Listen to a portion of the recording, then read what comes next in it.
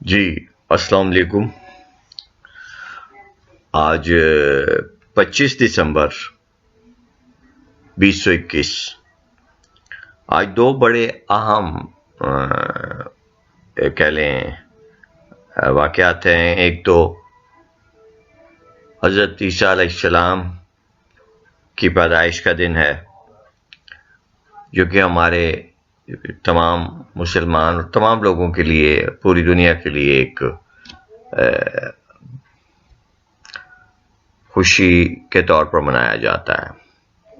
اور اس میں کوئی تفریق نہیں کہ کوئی یہودی ہو، کوئی عیسائی ہو یا مسلمان ہو۔ یہ ایک خوشی کا مقام ہے کہ رب تعالیٰ نے عیسیٰ ابن مریم کو اس جہان میں بھیجا۔ اور دوسرے ہمارے قائد اعظم محمد علی جناح کے حوالے سے بانی پاکستان 25 دسمبر 1876 کو، سب کو آپ کو پتہ ہے کہ وہ پیدا ہوئے، اور پھر جو ساری پاکستان کی تحریک کی، برصغیر کی، اور انگریزوں سے آزادی کا سارا سلسلہ اور سفر آپ لوگوں کے سامنے ہے۔ لیکن آج جو میں بات آپ سے کرنا چاہ رہا ہوں، اور وہ بات یہ ہے کہ میں 1947 سے بات کرنا شروع کروں گا، اور اس میں جو ہمارے ملک کہ سیاستدانوں کا کردار رہا ہے 1947 سے لے کر 2021 تک، اس کو تھوڑا میں یہ شیئر کرنا چاہوں گا آپ لوگوں کے ساتھ، یا دہانی کرنا چاہوں گا یا کروانا چاہوں گا کہ یار ہم لوگوں نے کیا کیا۔ 1947 میں پاکستان معرض وجود میں آتا ہے۔ 11 ستمبر 1948 کو قائد اعظم اس جہان فانی سے کوچ کر جاتے ہیں، اور اس کے بعد خان لیاقت علی خان وزیر اعظم پاکستان اور خواجہ ناظم الدین جو ہیں وہ گورنر جنرل پاکستان بن جاتے ہیں۔ چونکہ آپ سب لوگوں کو پتہ ہے کہ پاکستان کا جو پہلا آئین تشکیل دیا گیا، اس کو بنانے میں تقریباً 9 برس لگے، چونکہ 1947 سے لے کر 1956 تک پاکستان آئین سرزمین بے آئین رہی، اور پھر وہ جو آئین بنا 1956 کا،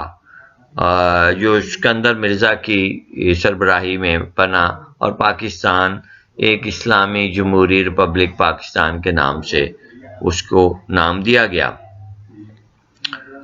اور وہ آئین جو تھا وہ 2 برس تک زندہ رہ سکا۔ کیوں کہ بات پھر وہی تھی کہ ہمارے جو سیاستدان ہیں، ان لوگوں کے اندر کی کمینگی کا میں آپ کے ساتھ تذکرہ کرنا چاہ رہا ہوں کہ ان لوگوں نے جو 2 برس ملے جمہوریت کے حوالے سے اور آئین اور اسمبلیوں کے حوالے سے،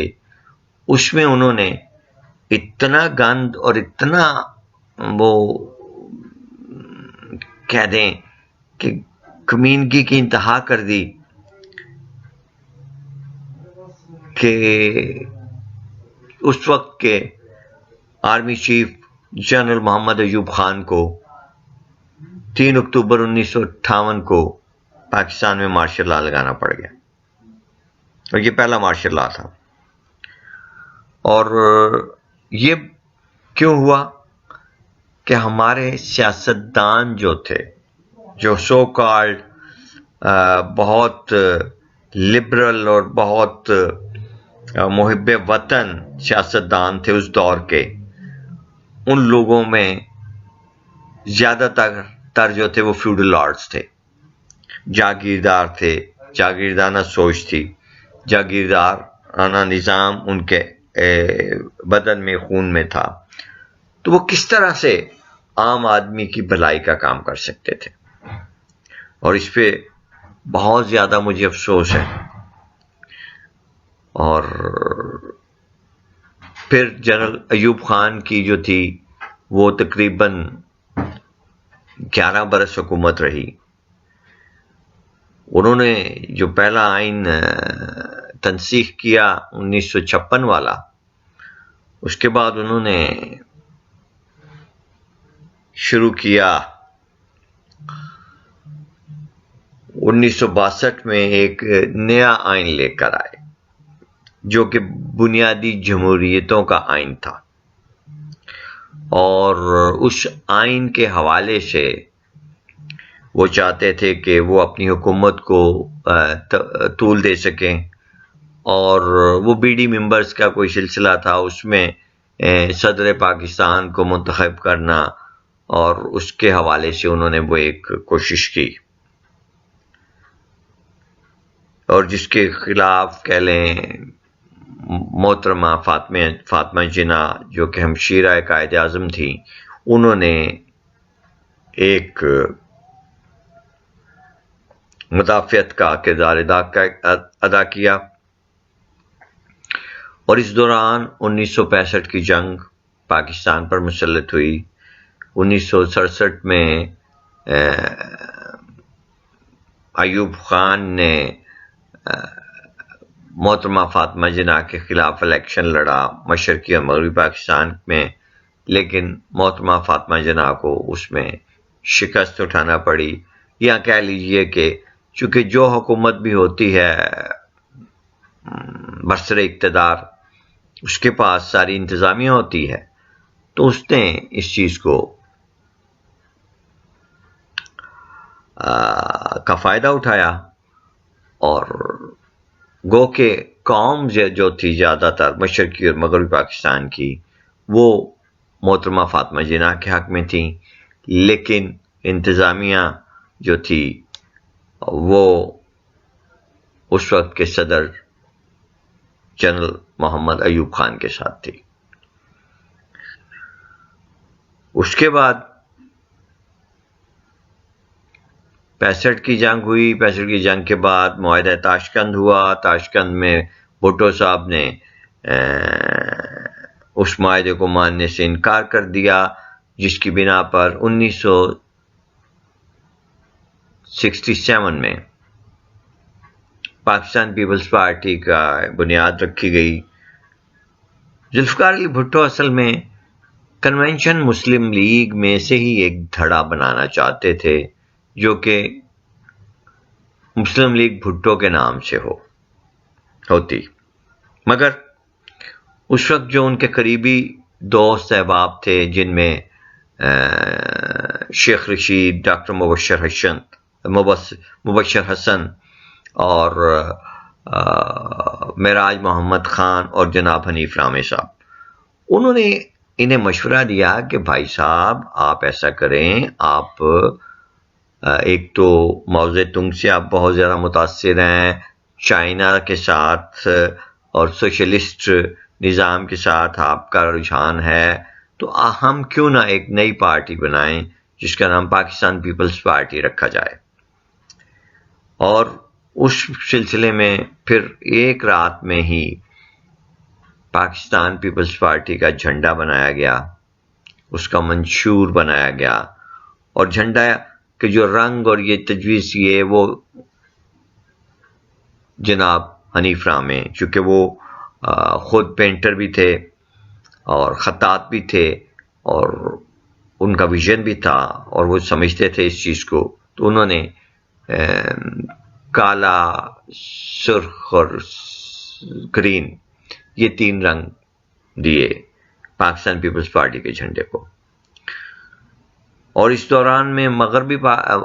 پاکستان اور مشرقی پاکستان کے درمیان دوریاں بڑھ چکی تھیں اور بڑھ رہی تھیں، اور اس کا پھر جو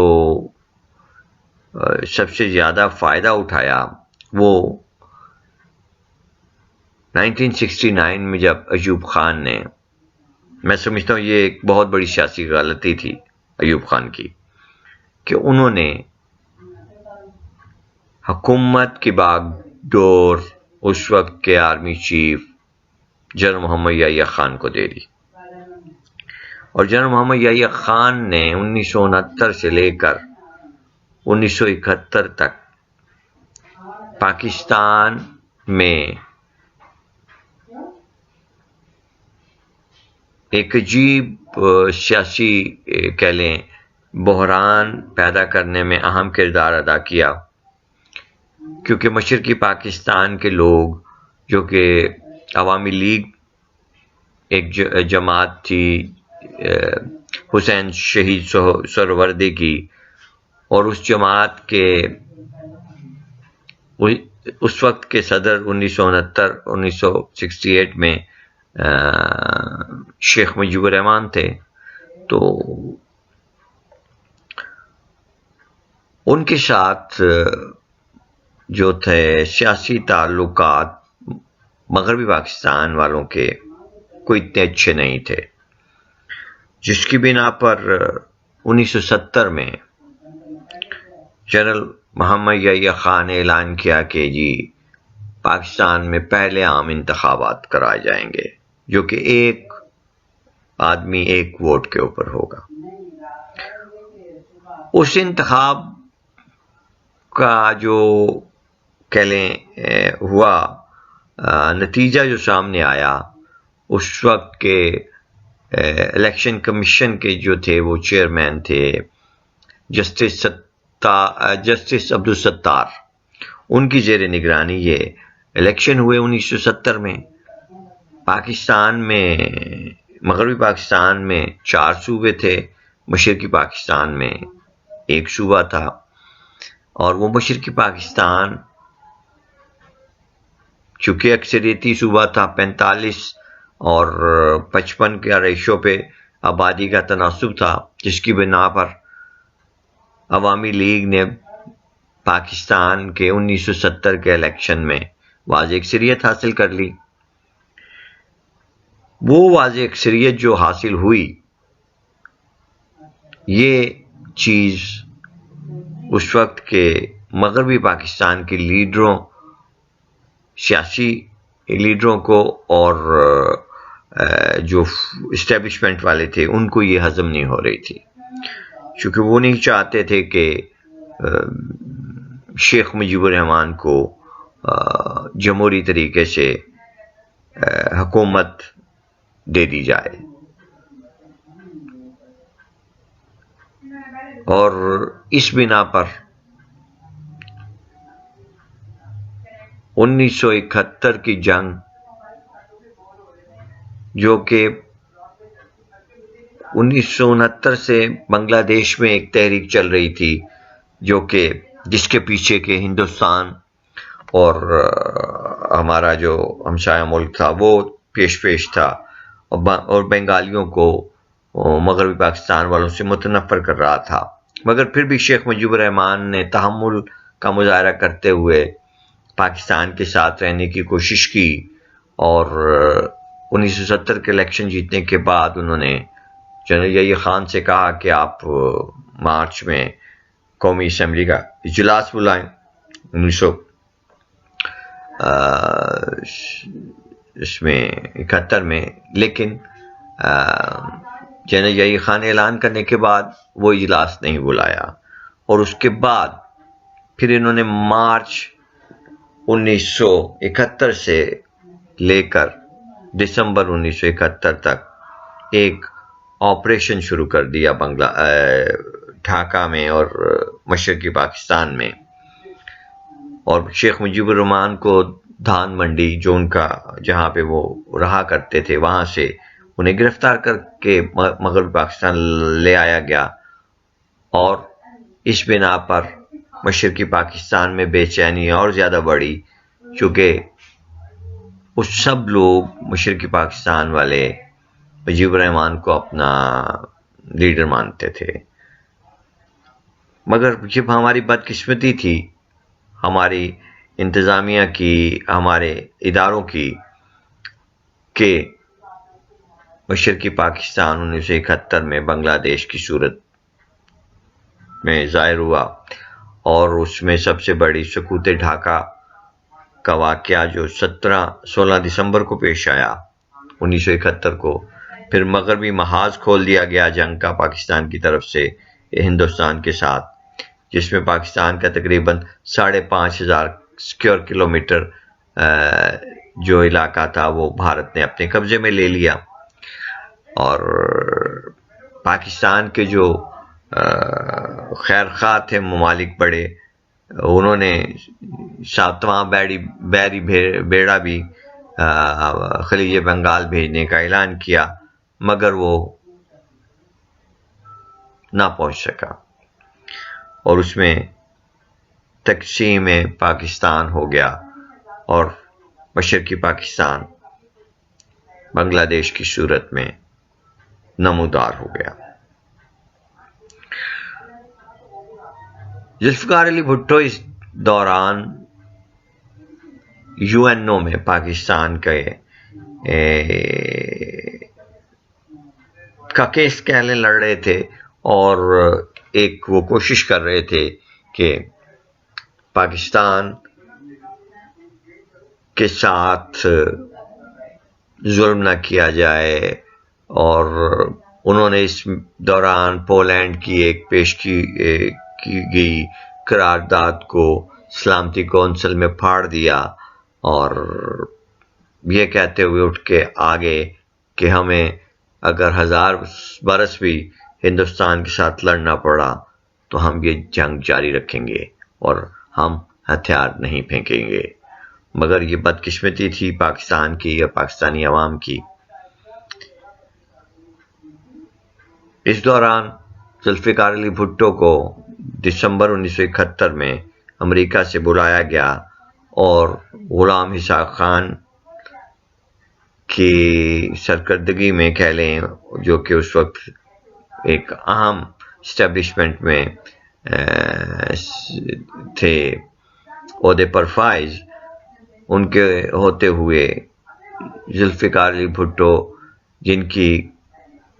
پیپلز پارٹی نے مغربی پاکستان میں سب سے زیادہ سیٹیں لی تھیں 1970 کے انتخابات میں، انہیں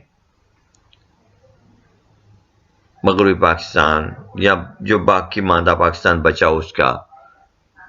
صدر مملکت بنا دیا گیا، اور وہ پہلے سویلین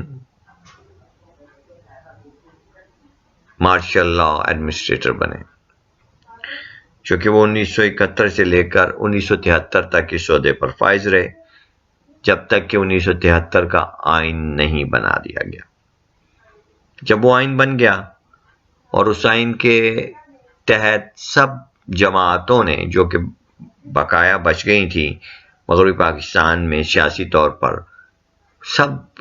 جماعتوں نے اس پہ سائن کیے۔ اس میں عوامی نیشنل پارٹی غفار خان کی تھی، ولی خان وغیرہ، اور تمام جتنی بھی نیشنل قومی جماعتیں تھیں اور علاقائی جماعتیں، انہوں نے سب نے اس پہ منوان اس کو تسلیم کیا۔ اس میں مولانا مفتی محمود بھی شامل تھے، شاہ احمد نورانی بھی شامل تھے، بڑے بڑے جید لوگ جتنے بھی تھے اس وقت کے سیاستداں، اور ذوالفقار علی بھٹو کے 1973 کے آئین کو انہوں نے تسلیم کر لیا، جو کہ اس وقت 272 شقوں پہ مشتمل تھا۔ بھٹو صاحب نے جب یہ آئین منظور کروا لیا تو اس کے بعد پھر بھٹو صاحب وزیر اعظم پاکستان کے عہدے پر فائز ہو گئے، اور انہوں نے اپنی دور حکومت میں پہلے صدر مملکت جو بنائے وہ چودھری فضل اللہ چودھری تھے، جو کہ ایک وکیل تھے، اور گجرات کھاریاں کے قریب ان کا گاؤں تھا، وہاں کے وہ رہنے والے تھے، اور شریف النفس انسان تھے۔ تو بھٹو شاہ صاحب کو ایسے ہی ایک آدمی چاہیے تھا ایز اے وزیر اعظم، تاکہ وہ جو بھی فیصلے کریں اس کو سائن کرنے میں، صدر مملکت سے منظور کروانے میں انہیں کوئی پرابلم پیش نہ آئے۔ پھر یہ ہوا کہ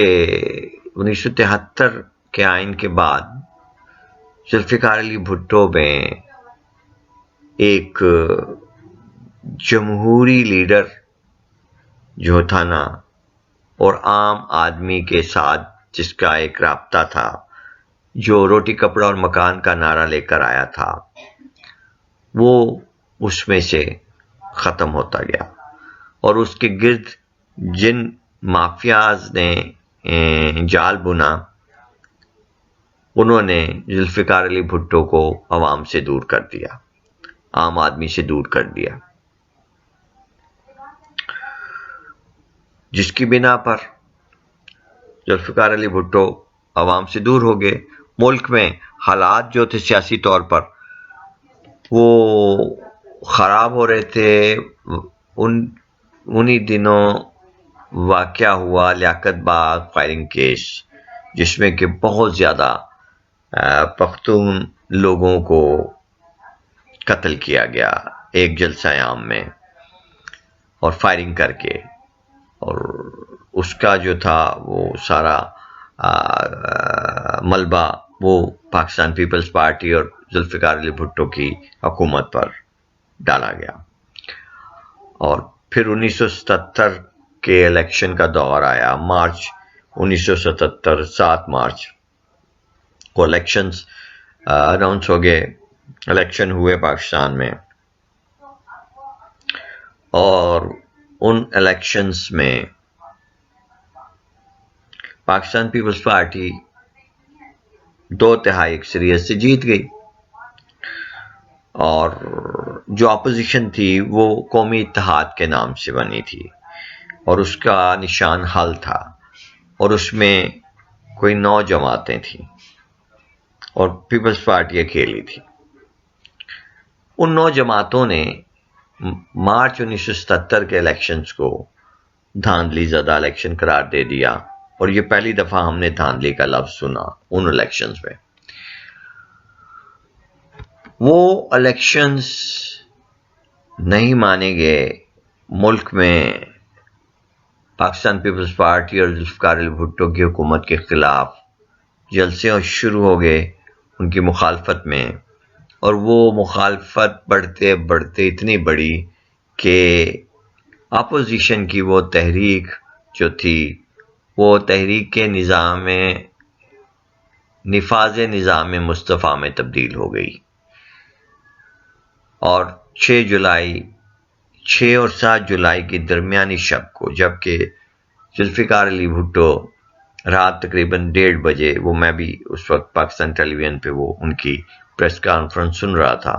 کہ انہوں نے اس میں کانفرنس میں اعلان کیا کہ ہمارا اپوزیشن کی جماعتوں کے ساتھ معاہدہ طے پا گیا ہے، جس میں پروفیسر غفور احمد، مولوی طفیل صاحب اور مولانا مفتی محمود اور سارے بڑے جو اس وقت کے اپوزیشن لیڈر تھے وہ متفق ہو گئے ہیں حکومت کے ساتھ نئے الیکشنز کے حوالے سے۔ تو وہ بڑے اس وقت بھٹو صاحب یہ تقریر پریس کانفرنس کر رہے تھے پی ٹی وی پر، جو کہ میں نے خود دیکھی اپنی آنکھوں سے، 1:30 بجے کے قریب کا یہ ٹائم تھا۔ لیکن جب صبح ہم اٹھے 7 جولائی 1977 کو، تو صبح کی جو جنگ اخبار کا کیپشن تھا، پیج فرنٹ جو تھا اس کا صفحہ، اس کے چاروں طرف سیاہ حاشیہ تھا، اور جو لیڈ ہیڈ لائن تھی وہ تھی کہ پاکستان میں مارشل لا لگا دیا گیا ہے، اور جنرل ضیاء الحق چیف مارشل لا ایڈمنسٹریٹر بنا دیے گئے ہیں، اور پاکستان پیپلز پارٹی کی حکومت ختم کر دی گئی ہے۔ پھر ضیاء صاحب نے 90 دن کا مارجن لیا کہ 90 دن کے اندر الیکشن کرائے جائیں گے اور ملک میں جمہوریت کو بحال کر دیا جائے گا، مگر وہ 90 دن 11 برس پر محیط ہو گئے، اور وہ 11 برس پھر 17 اگست 1988 کو اس وقت ختم ہوئے جب ان کا طیارہ بہاولپور میں C-130 فضا میں پھٹ کے تباہ ہو گیا، اور ان کے ساتھ ایک بھاری پاکستان کی عسکری قیادت جو تھی، اس کے ہائی لیول کے سارے جرنیل اور بڑے لوگ جو تھے وہ بھی اس میں مارے گئے، سوائے جنرل اسلم بیگ کے جو کہ اس وقت آرمی چیف تھے، وہ محفوظ رہے، چونکہ وہ اس جہاز میں نہیں تھے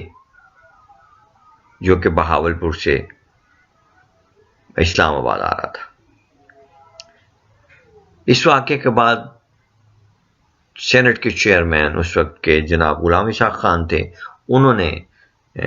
صدارت کا عہدہ سنبھال لیا اور 90 دن کے اندر ملک میں الیکشن کا اعلان کر دیا گیا۔ جنرل اسلم بیگ نے اس وقت مارشل لا لگانے کی کوئی کوشش نہیں کی، نہ ہی انہوں نے یہ کوئی انڈیا دیا۔ انہوں نے کہا کہ نہیں، جمہوریت کو ہم فروغ دیں گے۔ آخر 1988 میں پھر الیکشن ہوئے اور اس کے بعد بے نظیر بھٹو پاکستان آ گئیں اور پاکستان پیپلز پارٹی کی حکومت قائم ہو گئی۔ 1990 تک یہ حکومت چلی، مگر اس پر کرپشن کے الزامات عائد ہونا شروع ہو گئے مسٹر 10% کے حوالے سے، اور پھر اس وقت کے صدر جناب غلام اسحاق خان نے بے نظیر بھٹو کی حکومت کو برخاست کر دیا اور 1993 میں میاں محمد نواز شریف کی حکومت قائم ہو گئی نئے الیکشن ہونے کے بعد۔ اور پھر یہ حکومت جب آئی تو پاکستان کے جو سیاستدان تھے، بے نظیر پاکستان پیپلز پارٹی اور پاکستان مسلم لیگ نون کے جو لوگ تھے، ان کے درمیان آپس میں وہی ایک دوسرے پہ کیچڑ اچھالنا اور ایک دوسرے کی برائیاں اور ایک دوسرے کے سکینڈلز کرنے، اور حتیٰ کہ ہر لحاظ سے ایک دوسرے کو نیچا دکھانا پہ زور دیتے رہے۔ اور یہ صورتحال جب زیادہ بگڑی تو غلام اسحاق خان نے پھر محمد نواز شریف کی حکومت کو بھی برخاست کر دیا، اور وہ اس طرح برخاست ہوئی کہ اس کو آپ کہہ لیں کہ چلتا کیا جنرل کاکڑ اس وقت کے آرمی چیف تھے، وہ بیچ میں ملوث ہوئے، غلام اسحاق خان ہوئے، اور اس طرح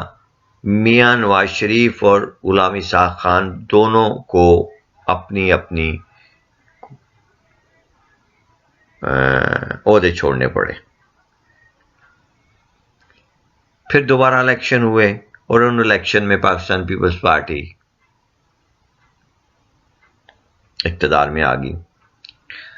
اس دفعہ جب اقتدار میں آئی تو پرسنٹیج جو تھی وہ 10% سے 100% ہو چکی تھی کرپشن کی، اور یہ دونوں جو تھے پارٹیاں یہ ملک کو لوٹ رہی تھیں اس وقت میرے خیال میں۔ اور پھر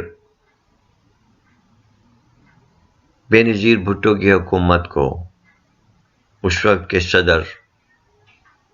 فاروق احمد لغاری نے برخاست کر دیا، اور نئے الیکشن ہوئے۔ ان الیکشن میں نواز شریف 2/3 اکثریت لے کر پاکستان کے دوسری بار وزیر اعظم منتخب ہوئے۔ اور پھر نواز شریف کے اندر بھی ایک ضد، انانیت اور ہٹ دھرمی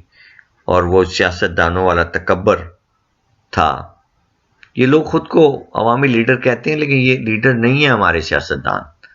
یہ چور ہیں، یہ ڈاکو ہیں، یہ لٹیرے ہیں، یہ کرپٹ لوگ ہیں۔ ان لوگوں نے پاکستان کو لوٹا ہے اور یہ مسلسل لوٹ رہے ہیں۔ پھر 12 اکتوبر 1999 کو جناب مشرف نے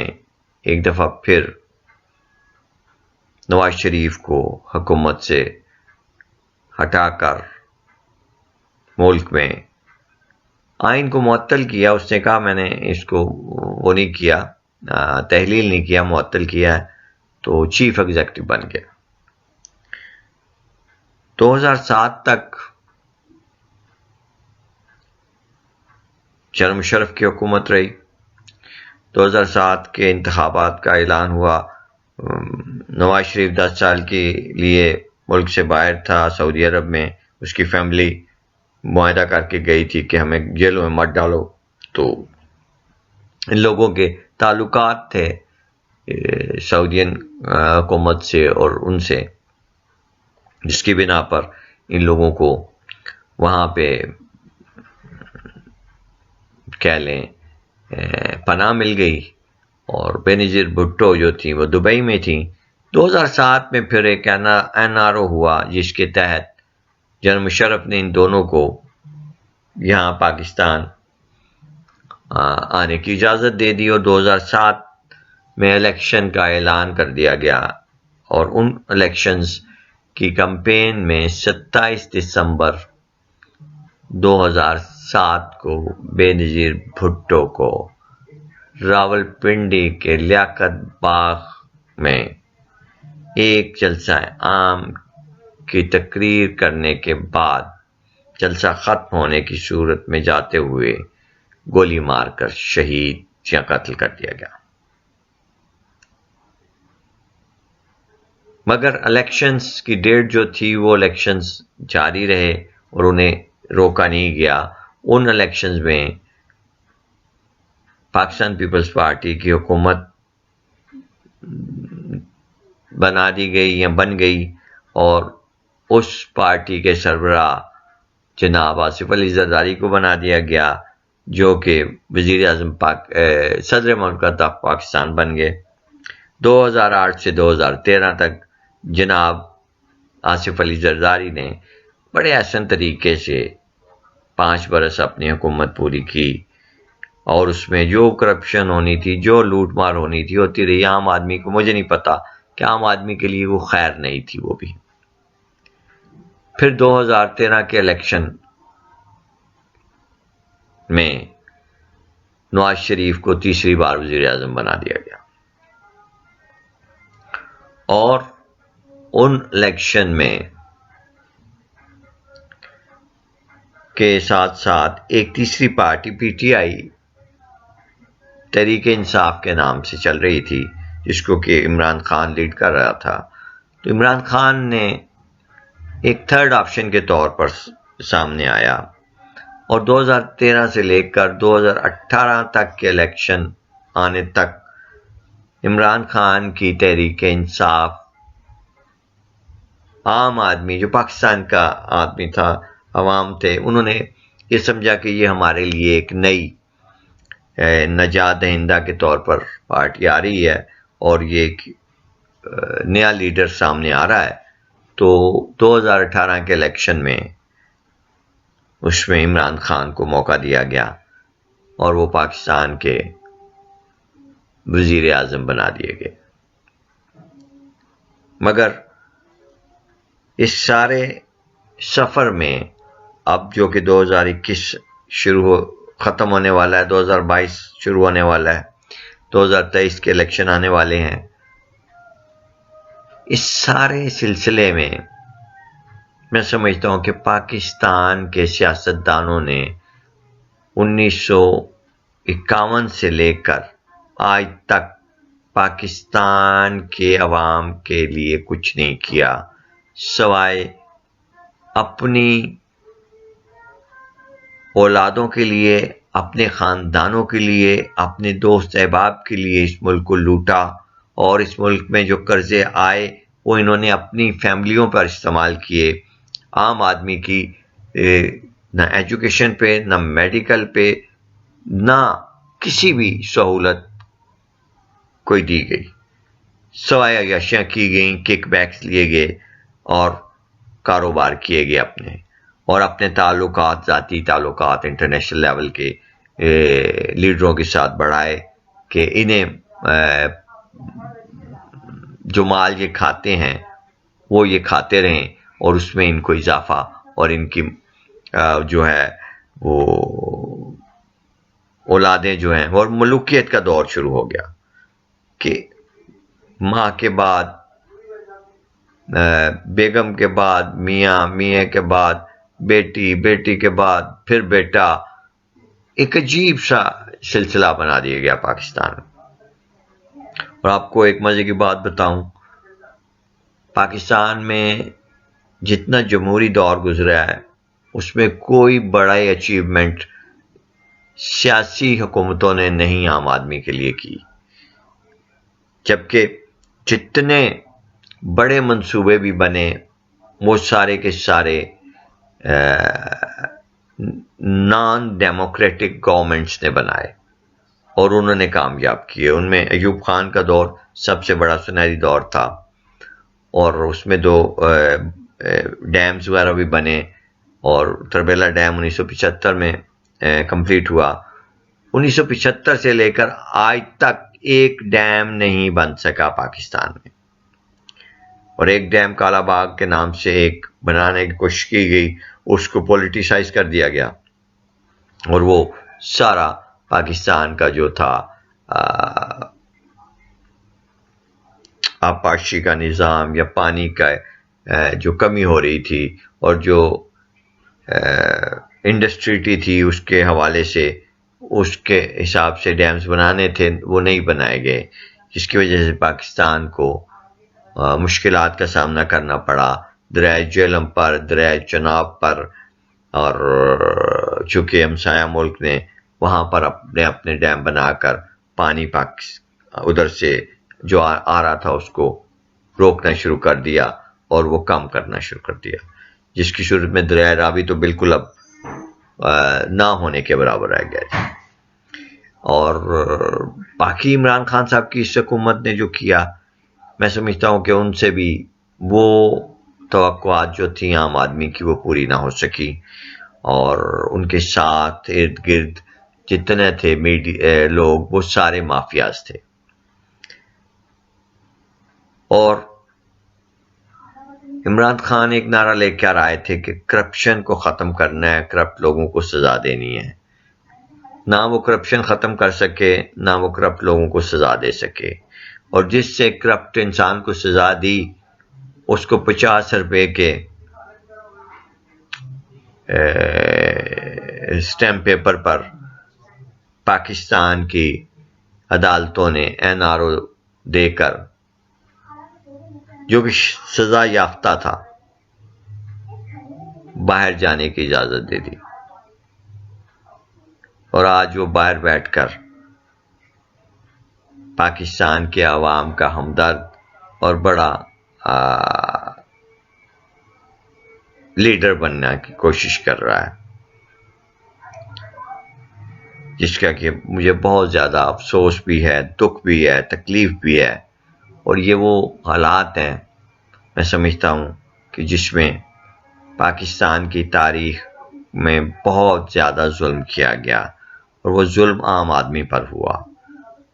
ملک کو باہر سے قرضے لیے گئے، ورلڈ بینک سے، IMF سے، ایشین ڈیولپمنٹ بینک سے، اور ان قرضوں کی قسطیں اور جو مال تھا وہ یہ لوٹ لوٹ کر اپنے گھر بھرتے رہے، اور عام آدمی پر ٹیکس ٹیکس ٹیکس ٹیکس لگاتے رہے۔ اور آج جو حالات آپ کے سامنے ہیں، اور جو ہماری اکنامکس کی صورتحال ہے، اور جو ڈالر کی پرائس کہاں چلی گئی ہے، مہنگائی کہاں چلی گئی ہے، اس کو کوئی کورونا کا بہانہ بناتے ہیں، کوئی انٹرنیشنل کا حوالہ بناتے ہیں، لیکن میں سمجھتا ہوں کہ یہ سب باتیں ثانوی ہیں۔ اصل بات یہ ہے کہ کوئی بھی اس ملک کے ساتھ مخلص نہیں رہا، خاص طور پر سیاستدانوں میں سے۔ سب اب بھی اپنے اپنے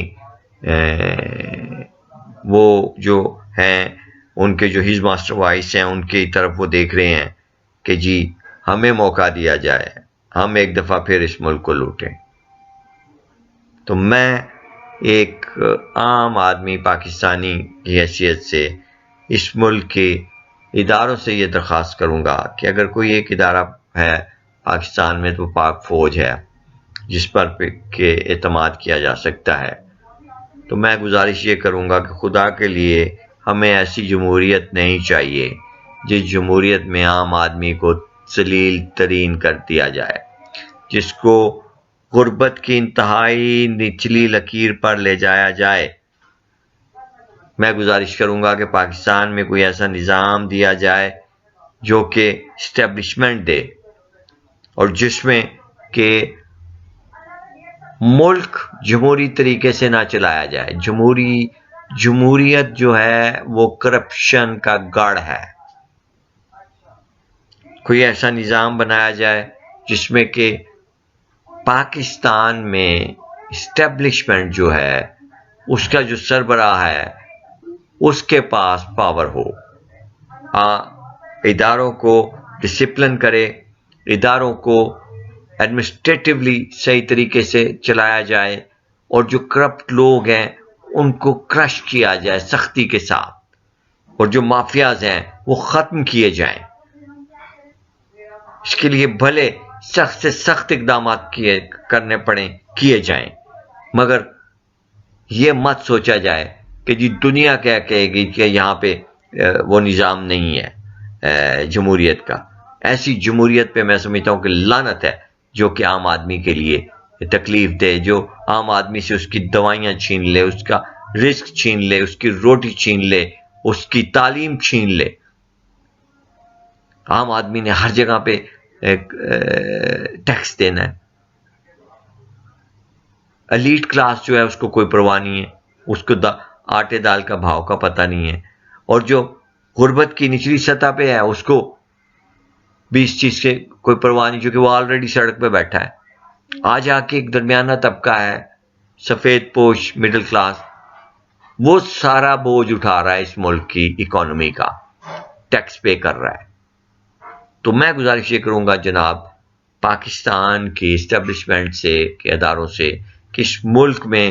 آپ لوگ ایک ڈسپلن طریقے سے نظام لائیں اور اس کو چلائیں. جمہوریت کے بیک پہ کھڑے ہو کر نہ چلائیں، کیونکہ یہ سب چور ہیں اور ان لوگوں کو سخت سے سخت سزائیں دی جائیں. میں سمجھتا ہوں یہ لوگ اس قابل نہیں ہیں کہ یہ عام پاکستانی عوام کو 22 کروڑ عوام کے لیے کوئی خیر کا باعث بنیں گے. اتنی لمبی بات میں نے اس لیے کی ہے آج کہ یہ قائد اعظم محمد علی جناح کا آج یوم پیدائش تھا، تو قائد اعظم بھی شرمندہ ہو رہے ہوں گے بیٹھے ہوئے وہاں پر، علامہ اقبال بھی شرمندہ ہو رہے ہوں گے اوپر بیٹھے ہوئے. اور ایک بات آپ کو آخر میں بتاتا چلوں کہ قائد اعظم جب زندہ تھے تو انہوں نے پاکستان بنایا، قائد اعظم جب فوت ہو گئے ہیں تو اب وہ پاکستان چلا رہے ہیں. بس میری پاکستان کے اسٹیبلشمنٹ سے اور اداروں سے یہی درخواست ہے کہ خدا کے لیے اس ملک کو سنبھالا دیں، نہیں تو یہ ملک بہت ہی تنزلی کی طرف تیزی کے ساتھ جا رہا ہے. اللہ پاک پاکستان کا حامی و ناصر ہو. بہت شکریہ.